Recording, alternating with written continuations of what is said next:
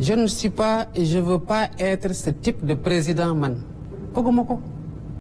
dama jàpp ne kenn nit doyul ci defar réew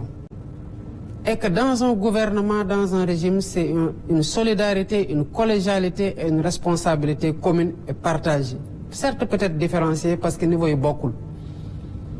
Je crois à une répartition plus équilibrée des pouvoirs au sein de l'exécutif et entre les autres pouvoirs.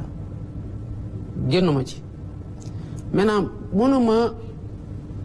à un moment où on a un draft sorti d'un comité qui fait environ 10 personnes,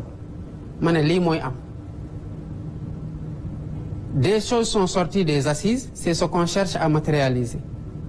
Changement régime, dégguma ko ci conclusion assises yi ci liñ ma restituer ak li ma lire ci synthèse bi. Kon nekkuma dene damay changer régime, changer ma régime. Je ne suis pas dans ça, je suis dans la concrétisation des consensus des assises. Assises yi ñooy sama boussole instant yi ni lépp lu ciy consensus dama jàpp ne fii la Sénégalais yi bëgg may jëme leen foofu laa leen di yóbbu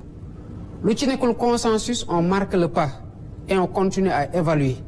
xool ndax yeneen piste d'amélioration yi dina permettre que taare ñuy ragal deñ donc nekkuma ci logique au changement de régime parce que assises yi génnewuñ ko sur le renforcement des pouvoirs du Premier ministre, je suis tout à fait d'accord. Ce n'est pas lié au profil du Premier ministre. Pour ce que j'ai vécu en un an de pouvoir, je considère qu'un Premier ministre qui a des pouvoirs a des avantages énormes pour un président de la République. Parce que lu kenn mën ñaar ko ko dàq. Bu dee ñu ngi def la même chose. Lu kenn mën ñaar ko ko dàq.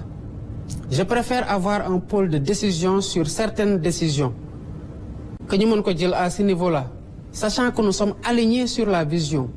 Sur toutes les questions, on est alignés. Je ne veux pas que le président tout me remonte. Il faut que le Premier ministre serve à quelque chose quand même. L'actuel Premier ministre ne me pose pas de problème sur ce rapport. Au contraire, nous avons le pouvoir de mon Est-ce que les Sénégalais vont nous et que je compte le renforcer parce que je veux être davantage aidé dans mes tâches pour plus d'efficacité et d'efficience. Les météo. Nous me déranger. Moi, nous me déranger parce que de donne menacer c'est un régime ba jëlé len fi. Alhamdulillah parce que yaq ji bari won na ñu koy jéxal. Ñoo continuer nak mënuñu ko muñ. Parce que lan motax dafa këpp seen yelwaan. Donc, je ne m'attends pas à ce qu'il l'aime, ni qu'il m'aime d'ailleurs, parce que je ne m'efface pas. Je ne m'efface pas, c'est que je n'embrasse pas trop. Parce que qui trop embrasse mal étreint. Je veux plus d'efficacité. Moi, je suis venu ministre. Inauguration, président qui? J'ai dit non. Il faut que les ministres retrouvent cette stature de ministre. Dem défier une inauguration pour que nous ayons valeur. Sénégal, c'est comme ça que ça se passe. Diamonement Fignon, on a eu un président qui mettait sa main dans tout et les gens l'interpellaient directement. Alors, quand il a fait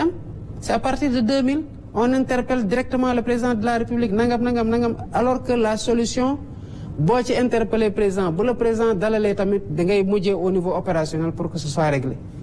Je veux des DG forts, je veux des ministres forts, je veux un premier ministre super fort. C'est ce que je veux.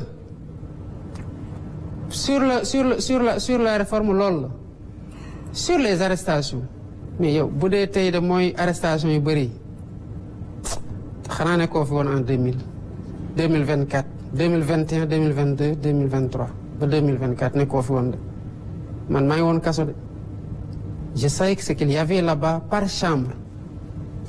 ñu nekkoon Rebeuss toog 15 jours mënuñoo tëdd di taxaw ñu bëri amee fa sciatique ak leneen j'étais là les arrestations yi fi am lan moo tax ñu arrêté leen ñu bëri ils ont été convoqués te malheureusement xam lan mooy problème bi day xew c'est arrivé ici fii ça c'est la salle du conseil des ministres à l'heure de posement PM fee la ñuy toog pour xool yenn dossier ma ne ko mais dama gis na déw dañ ko arrêté mu ne ah bon lan la def mu ne ko daf mel ne yow la doon kii de mu ne moom je suis même pas au courant mu ne ko malheureusement nit ñi dañuy wax ne yow la du moom du man c'est la justice qui fait son travail. Maintenant la politique pénale c'est notre responsabilité parce que nag ñun ñoo am responsabilité doxal secteur yëpp y compris le secteur de la justice moo tax mënuñu ci am un désengagement total comme les gens le souhaitent ce ne serait pas responsable mënuñu jël un ministre fal ko mu yore formation professionnelle ñu bàyyi ko muy doxal lu ko neex mënuñu jël un ministre fal ko mu yore les finances mais le ministre bu ñuy gën di surveiller aujourd'hui c'est le ministre des finances parce qu'on veut qu'il y ait des réformes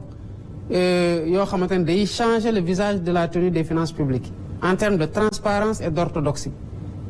noonu la ñuy xoolee tamit le secteur de la justice parce que dañ ci am responsabilité amaa nag nit wax na dara wala def na dara justice def enquête am à travers les canaux appropriés interpellé ñëw atte mais ñaata nit lañ fi bàyyi ñi ñu interpellé xoolal le ratio entre le nombre de personnes ñu arrêté ñu interpellé ak ñaata lañ ci bàyyi ñaata lañ ci tëj xoolal bu baax defal le ratio maintenant en soi que ñu woo nit parce que la justice désire l'entendre ou même le traduire mais le juge dit deful dara ñu bàyyi ko mais ñaata yoon la fi xew ñii ngay gis ñëpp dinaan dañ leen di interpeller ñenn ñi ñu bàyyi leen ñenn ñu tëj leen 15 jours mais ñooñu à l'époque yàggul dara mandat de dépôt obligatoire la dañu la doon def automatiquement da nga ne man dañ maa kii woon dañ maa tëjoon ci opinion d'abord man waxuma woon dara jaroon ñu yóbbu ma fa c'était dans la même logique faagaagal ñu mais li ma bindoon ci Facebook amul woon enquête il n'avait qu'à me mener en flagrant délit un juge aurait décidé si j'ai fauté ou pas tëj ma lu mu war a tëj mais gaw ma ne naroon nañu ma tëj 11 mois pourtant tëdd naa ko donc les réformes sont en train de se passer maintenant nit ñi ñoo war a jël responsabilité ñi ci arrêté ñeneen ñi ñu bëri ci ay saaga lañ leen arrêté am nañ ci ñu ci arrêté yàggul ils sont même pas dans la politique mais ku toog TikTok wala Facebook wala beneen réseau jàpp benn doomu aadama bu am waajur am ay rakk am ay mag am njaboot mais nekk gor ci biir réew mi nga di ko daggal saaga comme da nga am permis à insulter une personne parce que da nga ko jël en chasse ñu ne yoon du def liggéeyam parce que ñun sonoon nañu avant ñuy ñëw mais la justice ne va pas démissionner elle va faire son travail sur tout le monde nag tout le monde ñi fi nekk comme ñi fi nekkul ñi ànd ak ñun comme ñi àndut ak ñun te loolu mooy suñu promesse aux Sénégalais on va la tenir maintenant li may wax mooy politiciens yi dañuy def lu ne weng ñëpp a teg ci seen bët boo leen woowee ñu naan non règlement de compte politique médiation pénale mais soxna Maïmouna attention kaso warul nekk rek pour ñu ndóol ñi de lan mooy milliardaire bu nekk kaso yoon xamul milliardaire ak ku ndóol ak ku yelwaan yoon lu mu xam mooy aar boppam wàcc nga ma lii laa lay teg loolu kenn warul am ay milliards ba mu soustraire la ci médiation pénale du man maay décider day am wala du am les gens ont cautionné de la caution financière et de la caution matérielle le procureur considérait que caution matérielle c'est pas en nature c'est pas accepté et que li nit ñi cautionné en numéraire c'est faible mais bés bu ñu cautionné loo xamante ne procureur jàpp na ne que lii doy na le procureur va les laisser partir loolu de sama appréciation quand le procureur fait sa réquisition je ne la vois pas man au contraire man bu ñu waxee ne diw sangam mi ngi def média kii comment ça s'appelle cautionnement damay laaj ministre de la justice est-ce que am na légalement luy opposé wu à ce que ñu jox ko liberté provisoire xam nga lan laay déglu lan la loi bi wax bu loi bi waxee déet kooku kenn mënu ko téye kaso parce que loi téyewu ko kaso